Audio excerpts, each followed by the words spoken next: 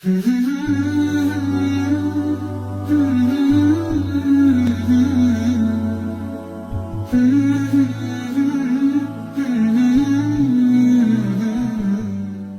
sifat pelit yang diperbolehkan dalam Islam. Pelit tidak boleh, pelit tercela. Tetapi kalau disebutkan sini kita diminta dana untuk perkara-perkara yang tidak benar, ya kita bukan pelit. Ini kita bukan pelit, tapi tidak ingin mengeluarkan uang yang tidak pada tempatnya. Misalnya orang kampung datang, Ustadz, ini kita mau ngadakan dangdutan Ustadz. Tolong bantu Ustadz. Ya saatnya bukan saya pelit, saya tidak pelit, cuma ini tidak pada tempatnya. Ngapain uang saya keluarkan untuk joget-joget perempuan, memamerkan auratnya. Justru kalau saya keluarkan haram. Tidak boleh. Bukan masalah pelit-pelit, tapi ini tidak boleh kita berikan. Bukan karena pelit, tapi karena ini hukumnya haram. Ustadz, bagaimana jika ada seorang yang ingin meminjam uang kepada kita dan dia sangat butuh, padahal kita tahu sepertinya orang tersebut tidak mampu membayarnya. Apa kita harus tetap meminjamkan uang? Terserah kita. Ya. Kalau antum punya uang berlebihan, ya udah nggak usah pinjamkan, kasih kalau antum punya uang berlebihan. Ya, antum kasih aja. Ya, kalau ente keluarkan uang ini akan menjadi saldo antum di akhirat. Uang yang antum buat ini, buat ini tidak ada manfaatnya di akhirat. Tapi yang antum keluarkan di jalan Allah itulah yang akan menjadi tabungan antum di akhirat. Investasi antum di akhirat. Ya, kalau kita bilang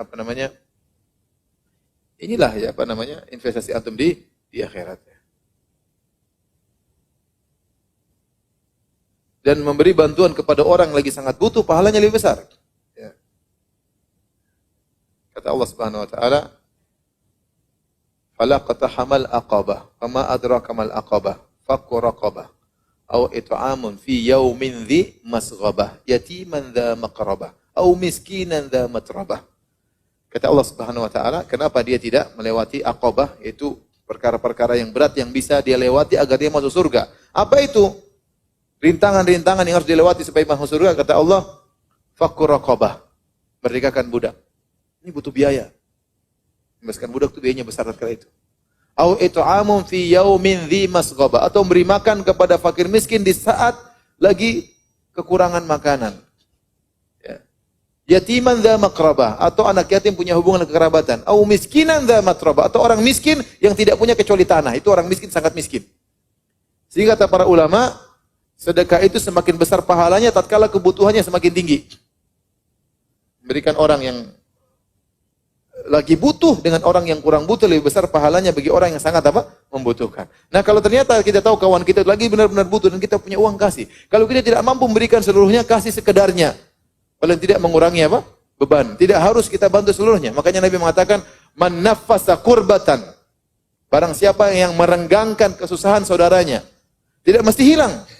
Nafasnya sesak, jadi agak renggang. Tidak harus sembuh total. Tapi kalau antum ikut meringankan, Allah akan meringankan penderitaan antum pada hari kiamat kelak. Jadi kalau kita punya uang, kasih aja. Apalagi kita kenal orang ini. Ya. Dan kita tahu meskipun kita tahu dia tidak bisa bayar, ya sudah anggap dia sedekah. Kita bilang, ya udah ambil aja. Dia bisa bantu, dia bisa bayar, alhamdulillah. Kalau nggak bisa juga nggak ada masalah. Kecuali kalau antum juga tidak punya. Saya pernah ceramah tentang keutamaan memberi pinjaman kepada orang lain. Sudah lama, tahun berapa? Tahun 2001 mungkin. Saya ceramah di Jogja. Saya masih kuliah waktu itu. 2002, sekitar gitu. Saya ceramah tentang keutamaan memberi pinjaman kepada saudara. Bahwasanya kata Nabi, as-salafu yajri majra syatri sadaqah. Bahwasanya minjamkan uang itu pahalanya seperti setengah sedekah.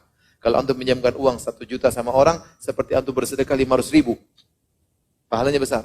Setelah saya ceramah, saya langsung pulang ke rumah. Rumah saya masih kontrakan, belum diplester ya. Datang orang ketuk pintu. Ustaz, Assalamualaikum. Silakan. To the point aja Ustaz. Tadi ceramah antum bagus. Saya pinjam uang Ustaz. Ini ngetes imannya Ustaz ini. Saya bilang, qadarullah akhi, saya juga punya utang sama orang. Saya belum bisa pinjamkan antum uang. Tetapi kalau kita punya uang, kita kasih sama orang. Ya. InsyaAllah Allah akan mengurangi penderitaan kita pada hari kiamat kelak.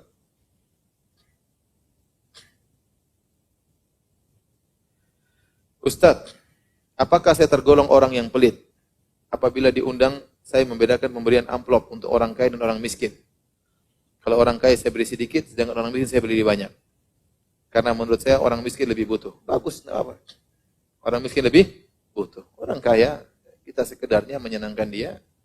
Tidak perlu kita kasih sumbangan juga tidak masalah ya. Jangan-jangan kita sumbangan tidak pada tempatnya. Orang kaya kita bantu. Itu kalau kita kasih hadiah. Kalau hadiah tidak syarat harus miskin. Kita kasih hadiah orang sama orang kaya tidak masalah. Tapi kalau sedekah, berikanlah kepada yang memerlukan. Kalau suami sering pinjam uang istri untuk kebutuhan si suami, kadang susah bayar dan selalu ditunda-tunda sampai menumpuk.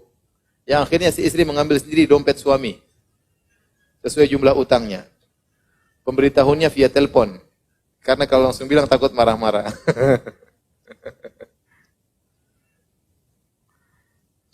Suami enggak bayar utang tapi dompetnya uangnya apa? Banyak. Ya, janganlah rumah tangga seperti itu ya. Bilang baik-baik, Mas, kamu ada uang, Mas. Kenapa enggak kasih saya? Saya juga butuh, saya perlu ini, perlu buat keluargaku, buat ini, buat anu ya. Bicara baik-baik lah ya. Asal ngambil aja kurang bagus lah nanti apa namanya? Mas sudah jatuh tempo, Mas. Ya bicaralah, suami istri tidak hidup seperti itu. Kita suami istri bukan teman kongsi dagang yang harus hitungan dengan hitungan detail. Ya. Suami istri hidup ya. Kita kawan berjalan dalam rumah tangga. Saling memahami, saling maafkan. Memahami kekurangan. Ya. Nasihati suaminya dengan baik, tapi jangan langsung ambil duit dari apa? Dompetnya. Apakah termasuk dalam kategori pelit ketika saya menabung untuk bisa menunaikan ibadah haji? Sehingga saya membatasi dalam bersedekah kebaik kepada orang tua. Kebetulan orang tua masih bekerja memiliki penghasilan yang lebih.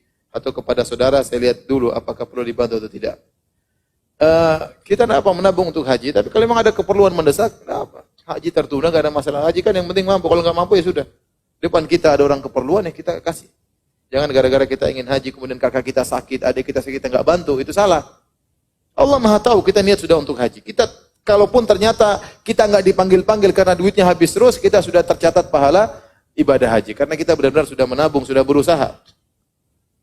Maksud saya jangan sampai gara-gara kita ingin haji, ingin umroh, akhirnya ada saudara kita sulit, kita nggak bantu. Dengan alasan untuk apa? Umroh. Ya akhirnya ada yang lebih penting. Umroh tidak wajib, haji tidak wajib kalau tidak mampu. Depan kita ada keperluan mendesak, ya, saudara kita tidak ada yang bantu kecuali kita, kemudian kita pelit, maka saya rasa tidak tepat. Tapi kalau ternyata kita kurangi dan mereka masih mampu, nggak apa-apa. Ya, karena kita ini plotnya untuk sedekah, ini diplotkan untuk haji, nggak ada masalah.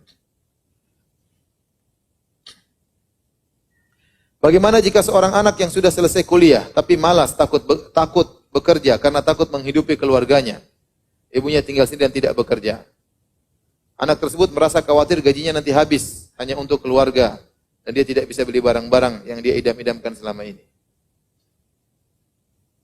Saya ulangi, seorang anak yang sudah selesai kuliah, tapi malas atau takut bekerja, karena takut menghidupi keluarganya. Ibunya tinggal sendiri dan tidak bekerja. Anak tersebut merasa gajinya, khawatir gajinya nanti habis, hanya untuk keluarga. Anak nggak paham maksudnya. Dia takut bekerja, tapi takut gajinya habis. Berarti saya nggak paham ya. Intinya kalau dia takut karena takut kasih orang tuanya itu orang pelit, anak pelitnya, anak kurang ajar namanya ini. Tapi kalau dia takut bekerja, takut banyak tanggungan, takut kawin, ya itu namanya suudzon sama Allah Subhanahu wa taala. Sebagian orang takut kawin, apa? Aduh kalau kawin setengah mati, ngurusi istri, ngurusi anak, ya itu orang suudzon ya. Emang yang kasih rezeki ente, yang kasih rezeki Allah Subhanahu wa taala.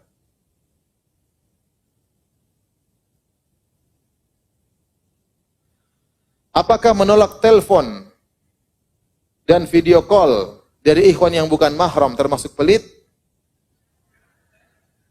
Apakah menolak telepon dan video call dari ikhwan yang bukan mahram termasuk pelit? Ngapain pakai video call? Enggak pelit, itu tepat ya. Ngapain? Fitnah wanita, fitnah pria. Ustaz, apa hukumnya menabung secukupnya untuk masa depan? Enggak apa-apa, menabung itu boleh. Yang penting jangan sampai apa? Pelit. Menabung, kita rencanakan, kita anggarankan. Gak ada masalah.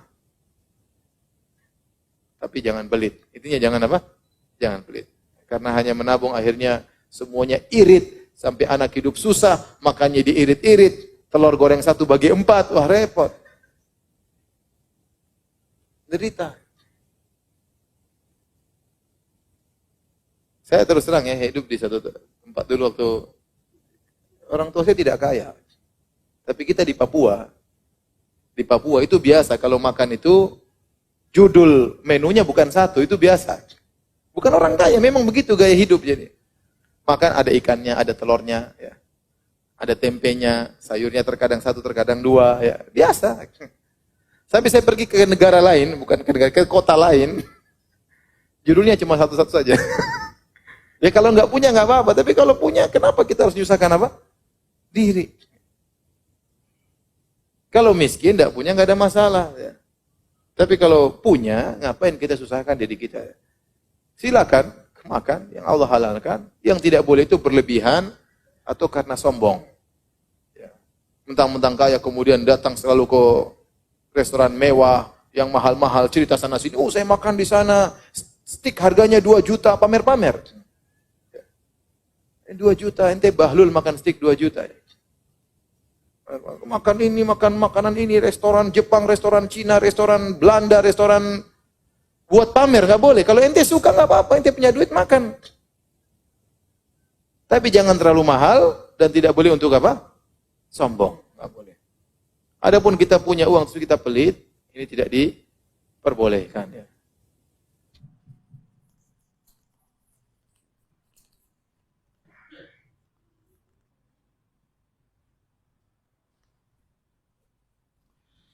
Apakah sama levelnya sabar terhadap sakit yang disebabkan oleh diri kita sendiri dan sakit yang Allah beri, bukan karena maksiat kita? Apakah sama levelnya sabar terhadap sakit yang disebabkan oleh diri kita sendiri dan sakit yang Allah beri, bukan karena maksiat kita? Contoh kecelakaan karena ugal-ugalan dengan pusing tanpa sebab. Sakit ya, sakit yang Allah berikan kepada kita, mau karena maksiat yang kita lakukan atau karena Allah ingin mengangkat derajat kita, ya, yang penting pahalanya di mana? Di sabarnya. Pahalanya di mana? Di sabarnya. Sejauh mana Anda semakin sabar meskipun itu musibah karena maksiat kita. Atau ternyata musibah untuk mengangkat derajat kita, yang Allah lihat apa? Sabarnya. Bahkan sebagian ulama mengatakan musibah itu sendiri tidak otomatis mendatangkan musibah. Saya ulangi, sebagian ulama seperti Ibnu Qayyim rahimahullah beliau memperinci, tapi di antaranya perinciannya beliau menjelaskan bahwasanya musibah yang menimpa tidak otomatis mendatangkan pahala. Pahala dilihat dari mana sikap Anda terhadap musibah tersebut. Paham? Orang mencaci maki Anda belum tentu Anda dapat pahala. Tapi bagaimana sikap Anda menghadapi cacian makian tersebut? Itu yang pahalanya dilihat dari situ. Ya, karena pahala ditinjau dari sikap seorang hamba, bukan dari perbuatan Allah terhadap hamba. Musibah yang menimpa perbuatan Allah terhadap hamba bukan? Allah yang mentakdirkan. Nah, pahala dilihat dari mana? Dilihat dari sikap hamba terhadap takdir tersebut. Oleh karena penyakitnya apa? Sakit gara-gara tabrakan, gara-gara ugal-ugalan, atau karena pusing, yang dilihat bukan pusingnya, bukan kecelakaan, yang dilihat bagaimana sikap Anda menghadapi musibah tersebut. Itu nilai pahalanya. Semakin tinggi sabar Anda, semakin besar pahala.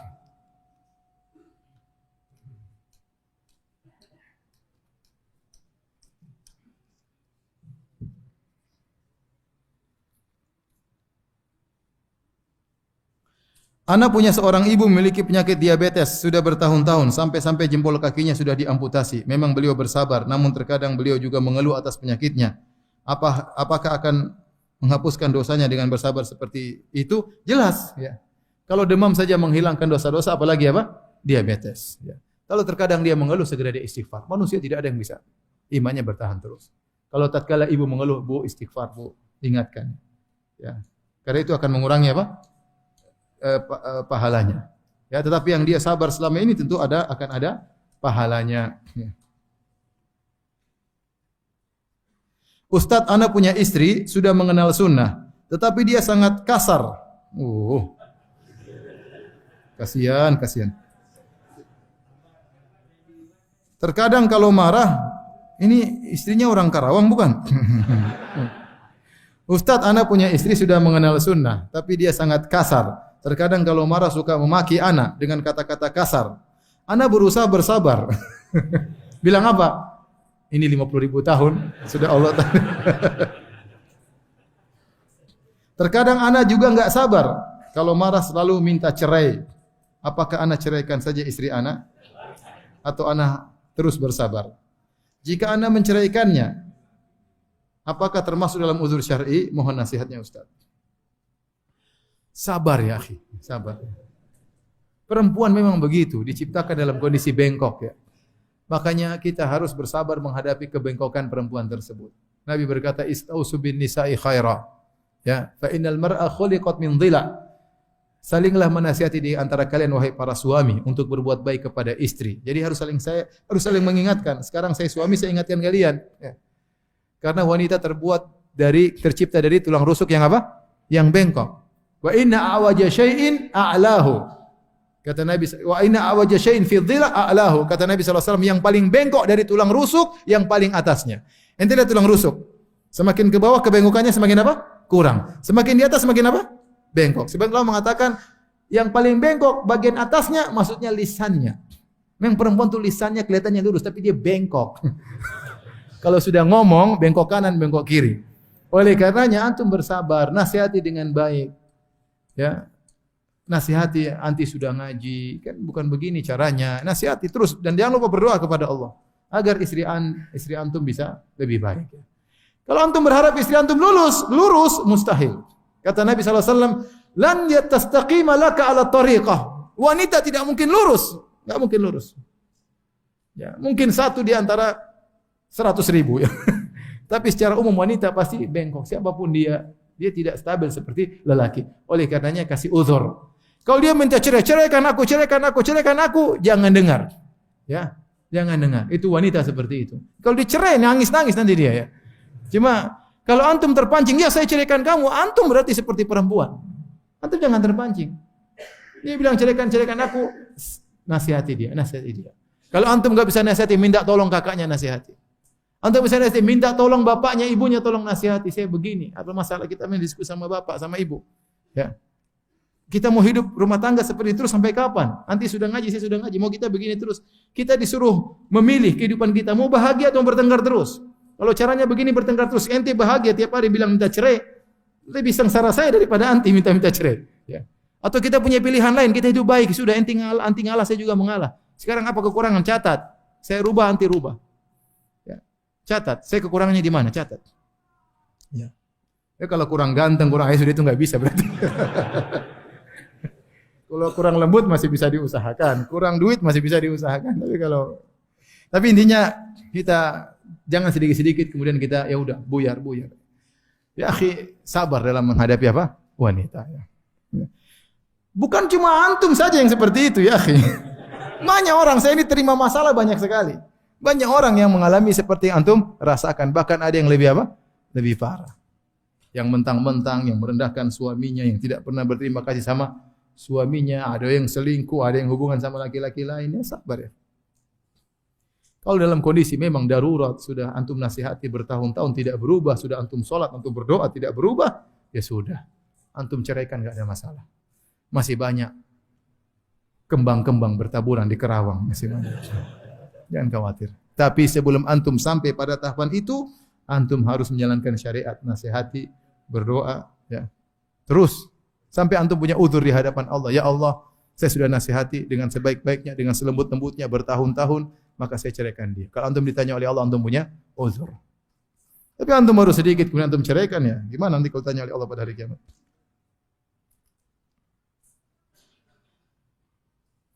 Ada ustadz salafi tapi suka mentahdir TV Roja dan TV Sunnah lainnya. Sebenarnya itu ustadz salafi atau bukan? Ini salafi enggak beres. Jangan diikuti orang salafi seperti ini. Salafi macam-macam. Ada salafi tukang ghibah, ya. Ada salafi yang baik, ada salafi yang tukang tahdir, ada salafi kurang kerjaan seperti salafi ini. Ya akhi, alhamdulillah, banyak TV Sunnah berdakwah dia jelek-jelekin, terus dia dakwahnya apa? Ya. Tidak ada yang luput dari kesalahan. Kita kalau mau cek kesalahan dia mungkin lebih banyak. Tapi kita ngapain ngurusin kesalahan orang? Saya banyak salah, kalau mau dicek saya banyak salah. TV Roja kalau mau dipreteli banyak salahnya. Tapi apakah begitu caranya? Ada setiap salah kemudian kita apa kesalahannya? Paling kesalahannya enggak kelihatan, samar-samar. Ya itu berarti enggak ada ya, bahlul ente. Menggambarkan kepada orang itu ada gini, subhanallah. Ya, para ulama datang, Syekh Abdul Razak datang. Kemudian para masyayikh Madinah juga datang ngisi pengajian. Ya, terus ya kalau ada salah, apa salahnya sampaikan. Kalau ternyata perkara yang pasti salah, ya segera insya Allah saya rasa Ustaz Roja akan berubah menjadi memperbaiki diri. Tapi kalau ternyata perselisihan masalah khilafiyah yang bisa jadi dia yang salah, kemudian dia memaksakan diri, ngapain kita dengan orang seperti ini? Ini orang kurang kerjaan. Ya akhi, sekarang kita hadapi banyak permasalahan dalam dakwah. Ada orang liberal, ya. Ada orang kafir banyak sekali yang menyebarkan syubhatnya, banyak orang ateis.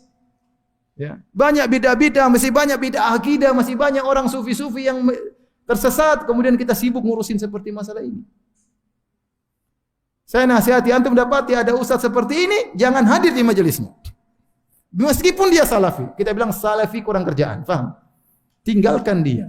Kalau antum duduk dengan orang seperti ini, mulut antum jadi kotor, gibah, antum tidak pernah tabayun, tidak pernah cross check, jelek-jelekan ustaz yang lain, ente mampus hari kiamat nanti. Betapa banyak mereka tuduhkan kepada saya bohong demi Allah, dan betapa banyak orang datang ke saya minta maaf. Mereka tuduh dengan tuduhan, saya ngapain saya ngurusin, sudah biarin aja lah. Ya ngapain, kalau ada orang gila jangan ikut gila. Biarin dia gila sendiri, paham?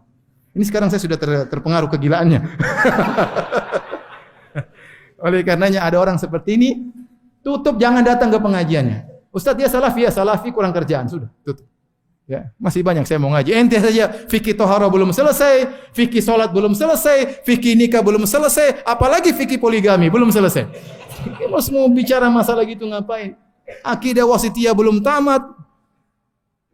Apakah ustaz-ustaz kita tidak belajar? Ustaz Roja tidak belajar? Belajar, ada yang belajar di Yaman, ada yang belajar di Madinah. Ya. Kalau mereka punya salah, semua orang punya salah. Tapi salahnya apa dulu? Apakah benar-benar perkara yang benar-benar salah atau perkara perselisihan? Bisa jadi dia yang salah, bukan kita yang salah. Kalau kita mempreteli kesalahan dia mungkin banyak, cuma kita enggak mau kurang kerjaan seperti dia. Paham? Dan antum jangan tanya-tanya gini lagi.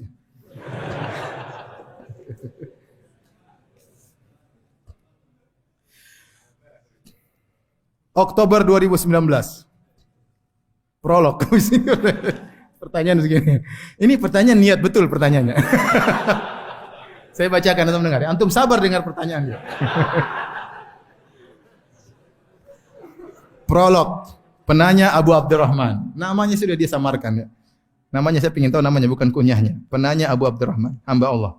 Oktober 2019.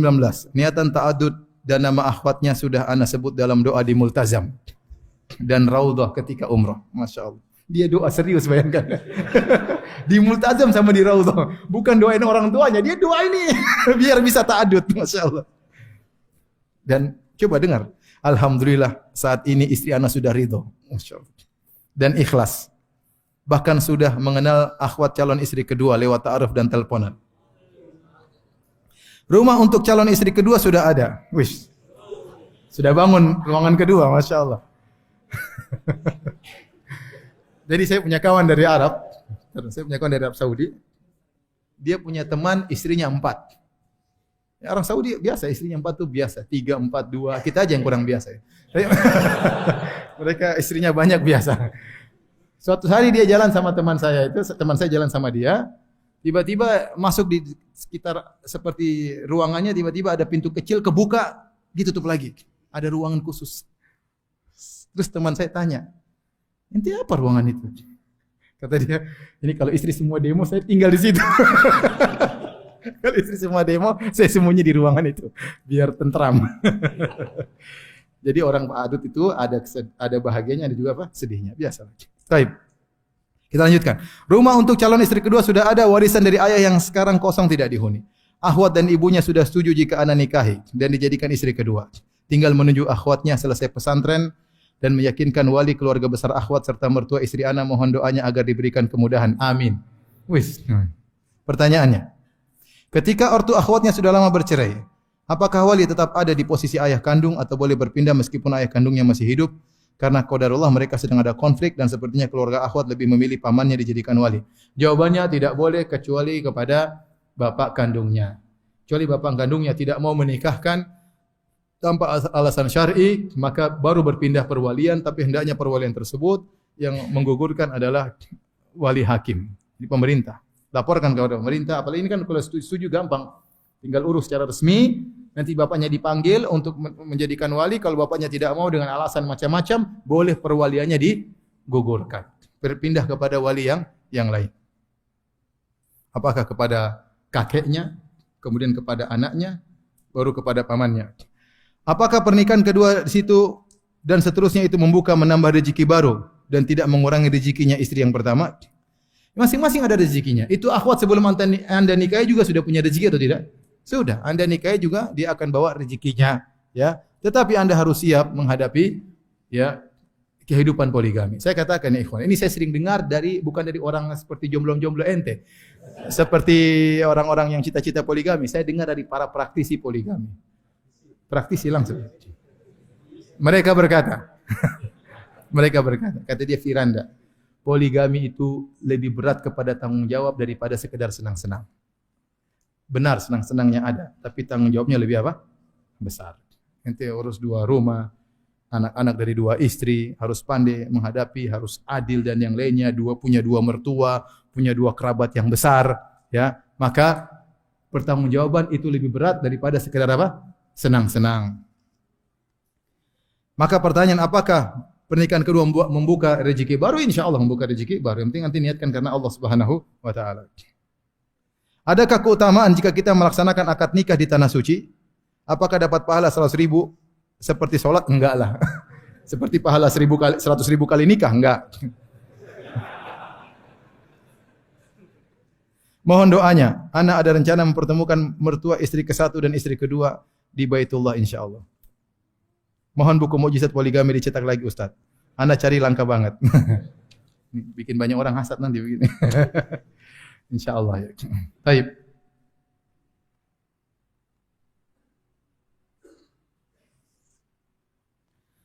Ustaz, jika ana karyawan, ana nyolong waktu kerja untuk mengikuti kajian dan mungkin mengganggu kerjaan ana, apakah sikap ana salah? Mohon nasihatnya Ustaz. Ya tidak boleh. Kalau antum sudah punya akad dengan bos, antum harus kerjakan. Kata Nabi SAW, al-muslimuna ala syurutihim illa syartan halala haraman au harrama halalan.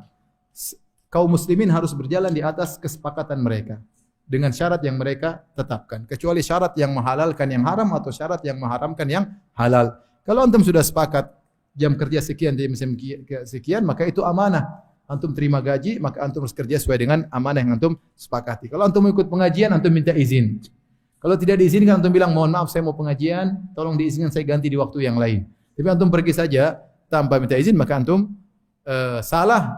Antum harus lapor dan bagian jam antum bolos itu antum sampaikan kepada mereka, ini gajinya tolong dipotong atau antum lembur untuk diganti di waktu yang lain.